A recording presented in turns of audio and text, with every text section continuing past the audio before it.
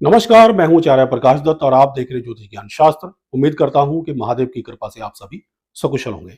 स्वागत है आप सभी का हमारे विशेष कार्यक्रम मासिक लेखा जोखा में। आज हम बात करेंगे मेष राशि के लिए इस महीने के पूरे हिसाब किताब की। ग्रहों की चाल क्या संकेत दे रही है, किस क्षेत्र में लाभ होगा, कहां आपको सावधानी रखनी होगी और कर्मों का संतुलन इस महीने आपके जीवन को किस दिशा में लेकर जाएगा। इन सभी बातों का इस वीडियो में हम गहराई से विश्लेषण करेंगे। मार्च 2026 मेष राशि वालों के लिए सीधा साधा महीना नहीं रहेगा। ये एक ऐसा समय है जहां कभी तेजी से चीजें आगे बढ़ेंगी और कभी अचानक ब्रेक भी लग सकता है। महीने की शुरुआत में सूर्य, मंगल, बुध, शुक्र और राहु आपके एकादश भाव में विराजमान रहेंगे। शनिदेव पूरे महीने द्वादश भाव में, वक्री देव गुरु बृहस्पति तीसरे भाव में और केतु पंचम भाव में स्थित रहेंगे। ग्रहों की यह स्थिति बता रही है कि कमाई के कई मौके बनेंगे, लेकिन खर्च भी साथ साथ कदम मिलाकर चलेंगे।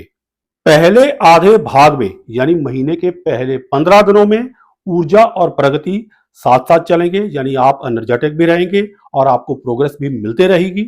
लेकिन दूसरे आधे भाग में यानी महीने के पिछले 15 दिनों में सावधानी और संतुलन की आपको आवश्यकता पड़ेगी। स्वास्थ्य भी पहले 15 दिनों में ठीक और बाद के 15 दिनों में थोड़ा संवेदनशील रह सकता है। विदेश से जुड़े अवसर उभर कर आपके सामने आएंगे। विद्यार्थियों के लिए यह समय चुनौतीपूर्ण रह सकता है, यानी यह महीना संतुलन की परीक्षा लेने वाला है। बात करते हैं काम और करियर की। दशम भाव के स्वामी शनिदेव पूरे महीने द्वादश भाव में विराजमान रहेंगे और छठे भाव पर उनकी दृष्टि रहेगी। वहीं छठे भाव के स्वामी बुध एकादश भाव में बने रहेंगे। नौकरी करने वालों के लिए संकेत साफ है कि आपकी भागदौड़ बनी रहेगी, काम का दबाव आपके ऊपर रहेगा, लेकिन यही दबाव आगे चलकर आपको फायदा दिलवाएगा, जिससे इंक्रीमेंट यानी पदोन्नति के अवसर बनेंगे। वरिष्ठ अधिकारियों से यानी सीनियर्स और बॉस से तालमेल आपका अच्छा रहेगा, जो आपके लिए मजबूत सपोर्ट सिस्टम बनेगा। व्यापार करने वालों के लिए कहानी और भी दिलचस्प है। महीने की शुरुआत में शुक्र एकादश भाव में रहेंगे, 2 तारीख से द्वादश भाव में जाएंगे और 26 तारीख से प्रथम भाव में आकर सप्तम भाव को देखेंगे। इस पूरी स्थिति का परिणाम यह हो सकता है कि विदेशी संपर्कों से व्यापार को गति मिले। आपको निवेश की आवश्यकता पड़ सकती है, इसलिए अभी से अरेंजमेंट की तरफ लग जाएं। एक से अधिक माध्यम से व्यापार विस्तार की सोच बन सकती है, यानी नया काम शुरू करने का विचार भी आपके मन में आ सकता है। मेहनत का आपको परिणाम मिलेगा, लेकिन रणनीति के साथ। बात करते हैं सबसे महत्वपूर्ण प्रश्न की, यानी धन की।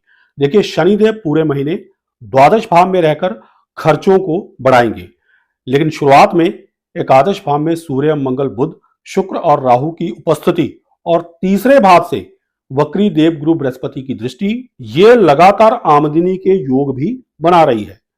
संकेत यह है कि कई स्रोतों से आपके पास धन आ सकता है। नौकरी में पदोन्नति से लाभ मिल सकता है।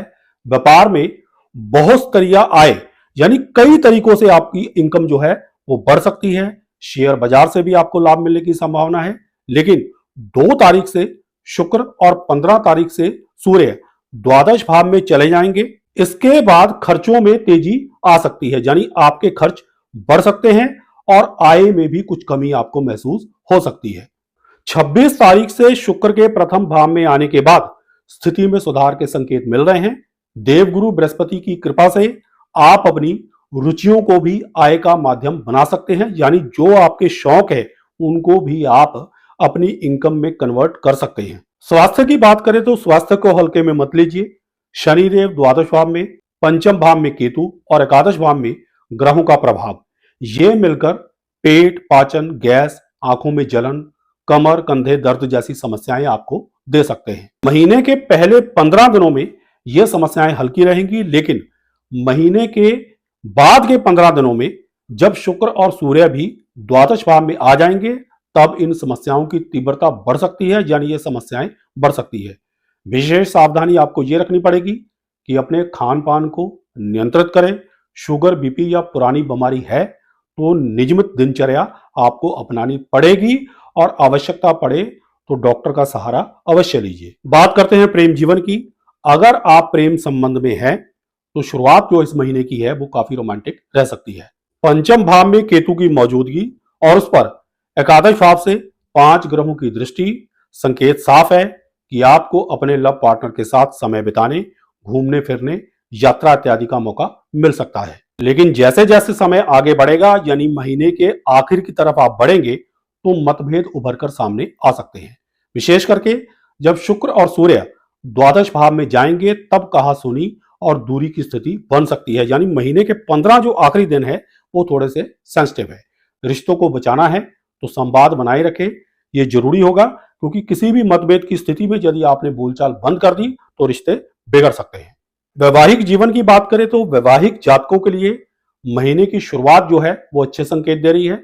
शुक्र एकादश भाव में है, जीवन साथी से प्रेम और आर्थिक सहयोग दोनों आपको मिल सकते हैं।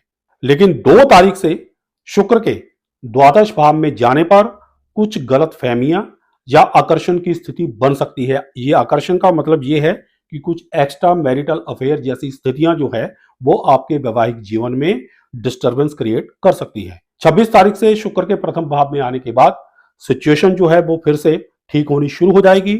जीवन साथी का आपको सहयोग और स्नेह वापस से मजबूती से महसूस होना शुरू हो जाएगा, यानी संबंध जो है वो मधुर होने शुरू हो जाएंगे।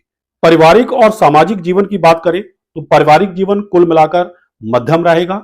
शुरुआत में धन खर्च, परिवार की उन्नति और सुविधाओं पर खर्च हो सकता है। माता के स्वास्थ्य पर विशेष ध्यान देने की आवश्यकता है। तीसरे भाव में वक्री बृहस्पति और एकादश भाव में बुध ये संकेत दे रहे हैं कि भाई बहनों के साथ आपके संबंध मधुर रहेंगे और उनसे आर्थिक सहयोग भी मिल सकता है। बस एक बात याद रखें कि अपनी वाणी पर आपको नियंत्रण रखना पड़ेगा। उपाय की बात करें तो मंगलवार के दिन श्री हनुमान चालीसा का पाठ करना आपके लिए लाभदायक सिद्ध होगा। ये उपाय संतुलन और सुरक्षा दोनों ही आपको प्रदान करेगा। यदि आप किसी कारणवश ये पाठ नहीं कर सकते तो ऑडियो लगाकर भी सुन सकते हैं। कुल मिलाकर मार्च 2026 मेष राशि वालों के लिए अवसर और परीक्षा दोनों साथ लेकर आ रहा है। संतुलन, संयम और सही निर्णय यही इस महीने की असली कुंजी है। यह राशिफल आपकी चंद्र राशि पर आधारित है। यदि आप अपनी व्यक्तिगत कुंडली के आधार पर विस्तृत भविष्यवाणी की रिपोर्ट जो है वो मंगवाना चाहते हैं तो हमारे दिए गए नंबर पर संपर्क करके मंगवा सकते हैं। आशा करता हूं कि वीडियो में दी गई जानकारियों से आप लाभान्वित होंगे। अगर आपको हमारी ये वीडियो पसंद आई हो तो इसे लाइक करें, शेयर करें, हमारे चैनल ज्योतिष ज्ञान शास्त्र को सब्सक्राइब करें और साथ में बेल आइकन को दबा दें ताकि हमारी हर नई वीडियो की नोटिफिकेशन आप तक सबसे पहले पहुंचे। सुखी रहें, स्वस्थ रहें, इसी मंगल कामना के साथ जय सिया राम, हर हर महादेव और बोलो श्री हरि विष्णु भगवान की जय।